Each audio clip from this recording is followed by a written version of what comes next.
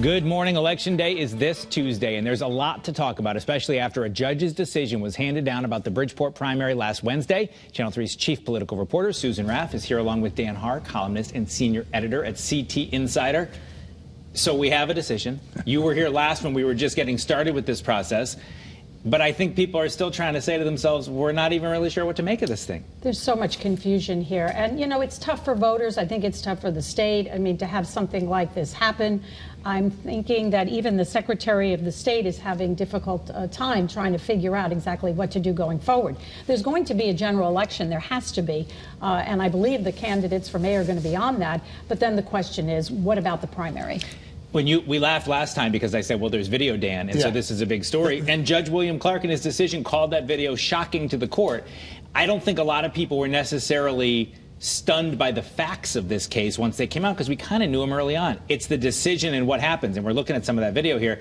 It's the decision and what happens now that's the real puzzler. A lot of thoughts out there. One thought is there is no way to redo an election without disenfranchising voters. We saw that way back in Stratford several years ago when there was a contested election that should have been redone because there were 75 ballots in question and it was a 13-ballot decision, and it should have been, but it wasn't, precisely because the decision, in this case by the House, was you can't disenfranchise voters. That's sacrosanct. You're going to do that here no matter what. And I'm curious to see what's going to happen next week, right?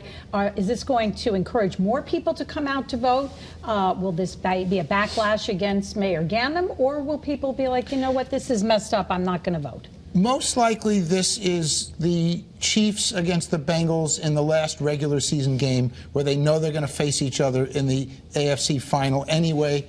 There's a big, and you saw it in Thursday's press conference with Gomes. They want people out there so that they can win. Yes, they think that's the end of the election, which, who knows, but mostly they want that psychological edge. But is that, I mean, they were outspoken. Gomes was on this show and he said that this was, integrity of elections was his goal. He trumpeted the win as saying integrity of elections, but then he's saying, but if I win, we'll withdraw the case. Is that a little disingenuous? I don't think he is the right or can make that decision. He has said that if Gomes has said if he wins the election, he'll drop his sword and, won't go on. I don't think it's his decision. But I will say this about being disenfranchised. The system worked. You had cameras outside those ballot or those drop boxes, and it worked. It caught people. So that should be a little bit of a sense of confidence in the system itself, that people who do this, if there's any fraud, you will get caught. Also disenfranchised, yes, true, but also disenfranchised are the people, not disenfranchised because they're on the ballot, but the people down ballot running for council and the other races in Bridgeport now don't have the benefit of a top of the ticket or the liability of a top of a ticket, whatever the case. They're not going to have the turnout because there's too much confusion. And the tragedy here is no matter what happens, on January 1st, whoever is mayor, there will always be questions. And the Secretary of the State said to me that, she's hoping this is an opportunity for people to become educated, to learn more about, voting. But let's be very clear. I mean, Mayor Joe Ganem said during this trial that Wanda Jeter Pataki is a volunteer. She is not a volunteer. She is a Democratic operative for the town committee. She's a city employee. She knew better and knows better. Well, Ganem also said, he was talking to Frankie Graziano from WNPR and said, if I could get rid of these ballot drop boxes, I would. You talked about the cameras working. Is there a question now? I mean, is that the end of it, or do we have to have a discussion about these drop boxes? That's his way of flouting the rest of the Democratic Party, which he has a history of doing. Even before he was in prison for corruption, he would flout the Democratic Party, the mainstream. This is his way of snubbing his nose at the mainstream Democrats who want to save the boxes against the Republicans who don't. When this all broke, Republicans in the legislature were very quick to say, we should get rid of these drop boxes. They came about during the pandemic. We don't need them anymore. Town halls are open.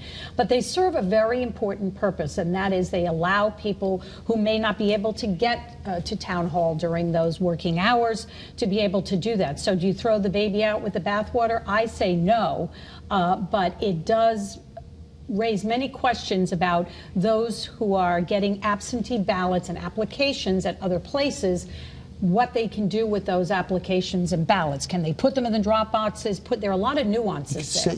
You could save money and headaches by putting a stamp on the return envelope with an absentee ballot so that nobody has an excuse that they couldn't get out and What deliver about it. hours for, someone suggested that, hours outside a drop box, that maybe you can't go after midnight till 6 a.m. I don't know if you can do that. Can you do that? You can't. It gets very complicated. Okay. And to the point I just said about mailing, somebody would say, what if somebody drops it in the mail the day before and it doesn't get there? So Lots to talk about, and I think we'll be talking about this coming week and the week after that, and maybe the week after that as well. Let's talk about some of the other races. Is there a lot of other newsworthy races around the state, or are we right to spend 4 minutes of this segment talking Bridgeport? I think you're going to see some clear victories, certainly for Mayor Elliker. In New Haven, I think you're going to see Mayor Aralampolam. Mayor Aralampolam. Yeah, well, it's, the drapes they are being measured. He's optimistic, but with good reason. I mean, when you're the Democratic endorsed candidate and you have the party behind you, it's better. In Waterbury, you'll have a new face, probably the Democrat who, Neil O'Leary's on his way out. He had been there for a long time. Derby will be interesting, I think, because of the fact that I don't know what you want to, G. Giovanni won the primary. He's also facing federal charges for his tourism. It's not tourism. He committed an act of tourism. He trespassed. He went into the nation's capital. Yes, I did too, though. A different day. Well, all right, you're comparing someone. But the thought is that a general election, Yes.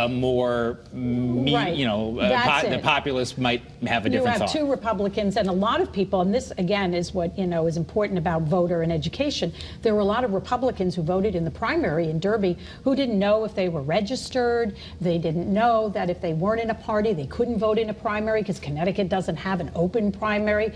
So you still see a lot of people, and the voter turnout was very low.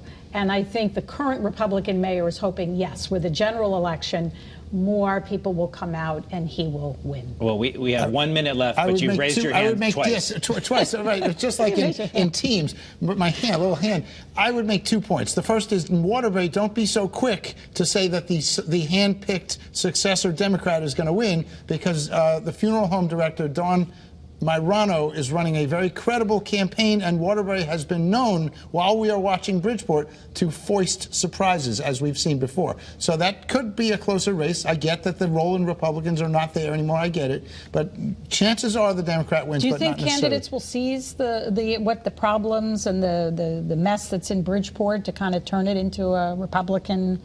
No, I don't see that. I'm saying that just while we're watching Bridgeport, surprises elsewhere may happen. Yeah. And in fact, Bill Bloss, the lawyer in Bridgeport, was quick to say this is happening. He didn't say the phrase only in Bridgeport, but he said no place but Bridgeport. So the other point I would make is there's not a big foment of change. Republicans are still going to win the majority of the towns, eastern Connecticut and so forth, the Valley.